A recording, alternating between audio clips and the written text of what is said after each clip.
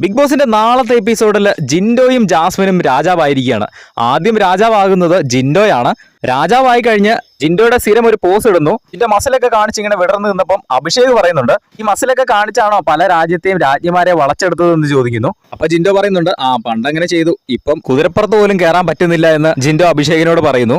ജിൻഡോ രാജാവായി കഴിഞ്ഞ് അവിടെ കുറച്ച് പരിഷ്കാരങ്ങളൊക്കെ കൊണ്ടുവരുന്നുണ്ട്. കുറെ ഗെയിം ഒക്കെ ആൾക്കാരെ കൊണ്ട് കളിപ്പിക്കുന്നുണ്ട്. നാരങ്ങ സ്പൂണിൽ വെച്ച് ഓടുന്നത്, അതുപോലെ തന്നെ കണ്ണുകെട്ടിക്കളി, കുപ്പിയിൽ വെള്ളം നിറയ്ക്കൽ, ഇതുപോലത്തെ കുറെ ഗെയിമൊക്കെ അവിടെ ഉള്ളവരെ കൊണ്ട് കളിപ്പിക്കുന്നുണ്ട്. അത് കഴിഞ്ഞ് ജാസ്മിന് ജിൻഡോ അധികാര കൈമാറ്റം നടത്തുന്നുണ്ട്. ജാസ്മിനെ രാജാവാക്കുന്നുണ്ട്. ജാസ്മിൻ രാജാവായി കഴിഞ്ഞ് കുറെ അഹങ്കാരത്തോടൊക്കെയാണ് സംസാരിക്കുന്നത്. ജാസ്മിൻ കസേരയിൽ ഇരുന്നിട്ട് പറയുകയാണ്, ഞാനിവിടെ ഒരു കാര്യം പറയുമ്പോൾ അതിനെ എതിർത്ത് തമാശ രൂപേണോ അല്ലാതെയോ എന്നോട് എതിർത്ത് സംസാരിക്കാൻ പാടുള്ളതല്ല എന്ന് അധികാര രൂപേണ ഇങ്ങനെ പറയാണ്. അത് കേട്ടപ്പോൾ തന്നെ എല്ലാവർക്കും ചൊറിഞ്ഞു തുടങ്ങിയതാണ്.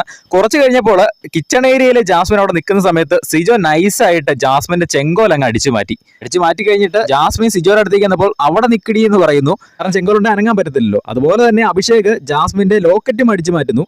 അതുകൊണ്ട് ജാസ്മിന് വേണ്ടി സംസാരിക്കുന്നത് അഭിഷേകാണ്. മൊത്തത്തിൽ ജാസ്മിൻ മൂഞ്ചി എന്ന് തന്നെ പറയാം.